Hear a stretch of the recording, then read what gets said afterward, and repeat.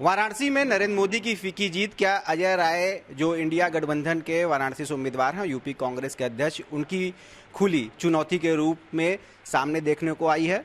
इस बारे में ज़्यादा बात करने के लिए हमारे साथ सीधे अजय राय जी ही मौजूद हैं।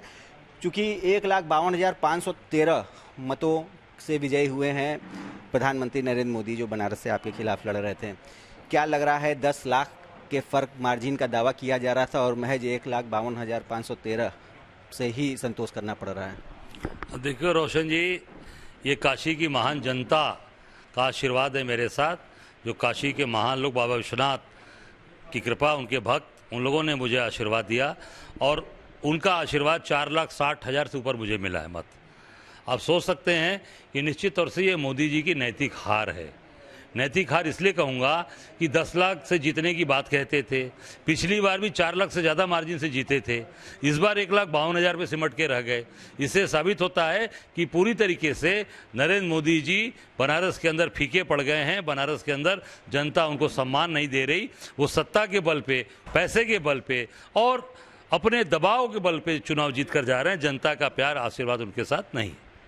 क्या लग रहा है, क्या नसीहत देंगे? क्या नरेंद्र मोदी जी जिस तरह हमेशा जीत के बाद बनारस आते रहे, यहाँ जश्न का माहौल हुआ करता रहा, ऐसा कम ही दिखाई पड़ रहा है, तो क्या उनको सलाह या नसीहत देंगे बनारस अगर वो आते हैं? या क्या लग रहा है, वो आएंगे कि नहीं, या पीएम बन पाएंगे कि नहीं? नहीं, देखिए, अब पीएम बने न बने, अब बनारस के सांसद तो ही हैं। अब उनको आके बनारस के अंदर बनारस की सच्चाई से वाकिफ होना चाहिए।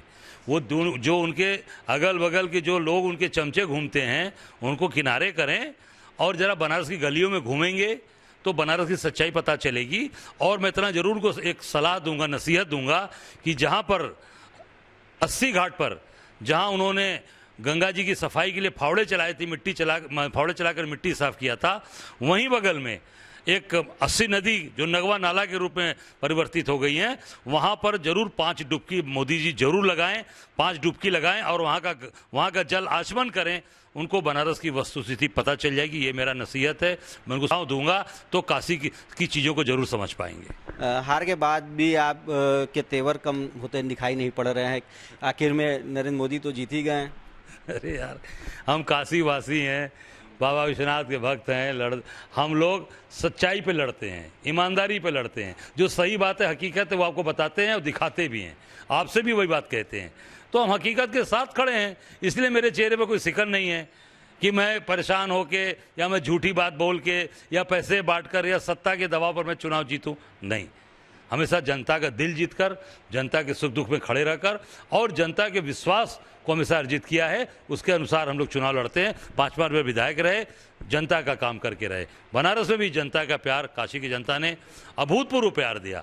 4,60,000 वोट पाना प्रधानमंत्री के खिलाफ, मैं समझता हूं कि मैं सौभाग्यशाली हूं कि काशी की जनता का इतना प्यार, आशीर्वाद मुझे मिला है। उत्तर प्रदेश में भी आपके कहा जाए कि बदौलत एक आधा दर्जन से ज़्यादा सीटों पर कब्जा हुआ है। जहां जल्दी खाता तक खुलने की बात मानी जाती थी कि नहीं हो पा रहा है, वहां आधा दर्जन सीटें अभी तक डिक्लेयर हो चुकी हैं। सिर्फ कांग्रेस को जो 17 सीटें मिली थी उसमें से। देखिए, निश्चित तौर से कांग्रेस बहुत ही अच्छा प्रदर्शन की है। मैं सभी अपने कांग्रेस के कार्यकर्ताओं को धन्यवाद दूंगा। हमारे जो जीते प्रत्याशी हैं उनको मैं अपनी शुभकामनाएं दूंगा कि खूब आगे भविष्य में अच्छा काम करें, कांग्रेस को मजबूत करें। और कांग्रेस आने वाले समय में, मैं आपको इतना जरूर वादा करूंगा कि आने वाले समय में कांग्रेस अपने पुराने पिछले रिकॉर्ड को तोड़ेगी और कांग्रेस बहुत मजबूत होकर उत्तर प्रदेश में खड़ी हो जाएगी। क्या लग रहा है, अयोध्या जैसी सीट, फैजाबाद जैसी सीट भी हाथ से निकलती जा रही है? क्या लग रहा है कि इनको कुछ सबक लेने की ज़रूरत है? देखिए, कारण उसका बता दें कि ये झूठी बात करना, आपने अयोध्या वासियों के साथ क्या अत्याचार अन्याय किया आपको मालूम है। वहाँ लोगों के घर मकान तोड़ दिए, औने पौने दाम पर लोगों से घर मकान मुआवजा भी नहीं दिया, ज़बरदस्ती ले लिया। ऐसे अत्याचार मत करिए। तो मैं समझता हूँ कि उसका खामियाजा इनको भुगतना पड़ा है। और जो बड़ी बड़ी बात इन्होंने कहा था कि भगवान राम को लेकर ये गए हैं, भगवान राम ने दिखा दिया कि आप लेकर नहीं, भगवान राम सदैव सबके दिल में हैं, सबके अंदर विराजमान हैं, उनका आशीर्वाद सबके ऊपर है।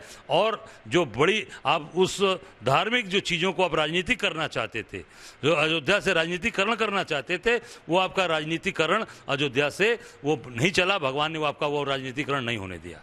क्या लग रहा है, सरकार आप लोग की बनने जा रही है? क्योंकि बहुत सारे जो चाहे चंद्रबाबू नायडू हो, चाहे नीतीश कुमार हो, चाहे अन्य दल, इनकी तरफ लोग अब नज़र टिकाए खड़े हैं।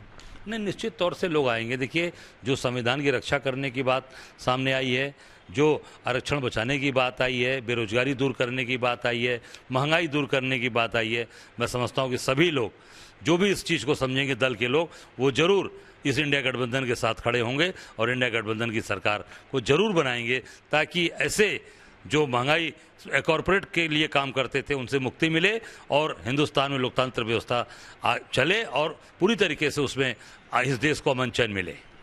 तो ये हैं हमारे साथ अजय राय, वाराणसी में इंडिया गठबंधन के उम्मीदवार। बजाय हारने के इनके चेहरे पर शिकन नहीं है, चिंता नहीं है, लेकिन उत्तर प्रदेश में इनके अच्छे परफॉर्मेंस को देखते हुए कहा जा सकता है कि इनका मनोबल अभी उस एकदम 7वें आसमान पर है और इनको पूरी उम्मीद है कि एक बार फिर इंडिया गठबंधन की सरकार बनने जा रही है। और साथ ही साथ इन्होंने पीएम मोदी को भी नसीहत दे दी कि 80 नदी के बगल में नगवा नाले में वो 5 डुबकी जरूर लगाएं, जिससे उनको सच्चाई का सामना होगा।